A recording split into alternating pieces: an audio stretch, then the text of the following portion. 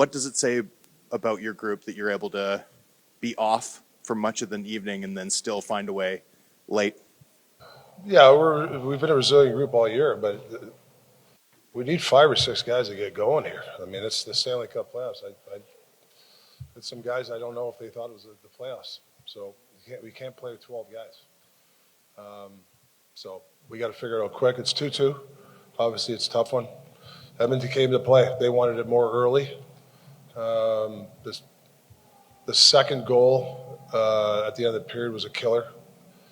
Another couple of given mistakes, and then the last goal. So, I mean, it's just can't do that. You guys, it almost sensed that it was coming, though. Like in the third period, you guys made a good push. You had a lot of zone time. You get a feeling that that's how you want to play the rest of the series? Yeah, before the goal, the second period, I thought we had about 5-6 shifts in a row. We were there. And then the third, there was, chunks of it, but, not consistently. So, yeah, you can say positively, but we need more consistent effort from more guys. And that maybe instead of just 4 or 5 shift chunks, you'll have more possession time. And Brock Besser has just been unbelievable against the Oilers this year. That was his 10th goal. Just maybe a thought on his play and how he's getting a bit of an Oiler killer. Yeah, he's a goal scorer. We had people in the net, smart play. I thought just getting the puck in the net was the right play. What'd you think of Quinn's play tonight? It felt like he was a catalyst for maybe getting you guys into the game around the middle point of the second period. Yeah, he was trying. He was trying hard. Yep, he's tried hard. What about the power play? I know that both yourself and JT talked this morning about not just being opportunistic, but establishing some zone time and getting the entries. Obviously, the 4-minute penalty, it was tough for your PP1 to get going. Just take me through that. Yeah, it just wasn't good. Not good enough. They know it. I didn't think they worked hard to mismanage the puck. It's a 4-minute power play. I don't know. I think the second unit had some shots, but it's just not good enough. They know it. I mean, you cannot.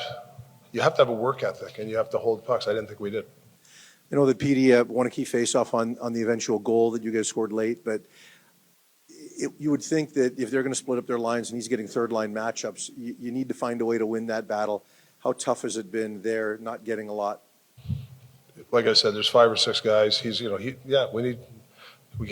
going. Yeah, I don't know what else to say. You guys have prided yourself on your resilience, managing things game to game all year long. How much do you have to rely on that after a loss like this, going back? Yeah, we've done it this all year, bouncing back after a tough loss or a bad or whatever. But like I said, you got to give Edmonton credit. They played better this tonight. We came back, made a game, and then we gave them a freebie. So the way you look at it, if we could have got to overtime. Now maybe you call it playing for house money. I don't know, but I thought we started to wear him down at the end. Maybe that's a positive. I don't know. What can you say about Arturs? We ask you about him every game, but he's solid. Way to hold you in it again. Solid. He was good. Yep. Artie's fine. Played well. Rick, you had to put such pressure on them as you were chasing the game in the third, and you get the 2 goals, and then it's like they just kind of switched off after the second goal. Is that human nature? Do you think the mindset changes once it's tied and guys start thinking about just getting to overtime? Well, it's a will to get the puck. It's not X's and O's. It's a will. There's times there we have some guys, the puck where it's going to go. You just got to get there before the other guy. And I think we're pausing. Some guys are playing pause hockey, and you can't win if you have 5 or 6 passengers or 7. I don't know how many it was. We'll take a look, but there's at least a half a dozen just passengers tonight. Quite frankly, that's what it was. But saying that's playoff hockey where the next game's a new game. So some of those guys can be a hero for us. So they got to step it up. I know, talent is talent and skill is skill, but you do have a lot of extra bodies around now. Mm-hmm. Will you think about maybe adding another 1 or 2? Yeah. We'll be talking about that tomorrow. We got some guys that might be getting in the lineup for us. We'll talk about it tomorrow. Yep. Rick, Noah Juleson played his first game of the series. What did you think of his play tonight? Yeah, I thought he did a nice job. That's a tough situation. Playing. I thought he was fine.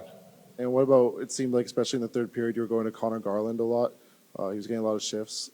How important is he in those situations in keeping possession and getting shots? He just doesn't give up. That's why he's out there. And, he's digging for us. He's one of the guys that we rely on to give us juice. You know, hopefully some guys look at that and go, "Hey, man, I got to get going." So yeah, Garza he's been like that all year, though. Rick, you said you liked what you saw from Juleson with Soucy coming back next game. Would you consider keeping him in? We'll talk tomorrow, Frank. I'm not quite sure how we're going to, we'll sleep on that. But, he was fine. We'll take a look at the tape, talk to Footy. We'll do the whole thing tomorrow and figure out what we're going to do.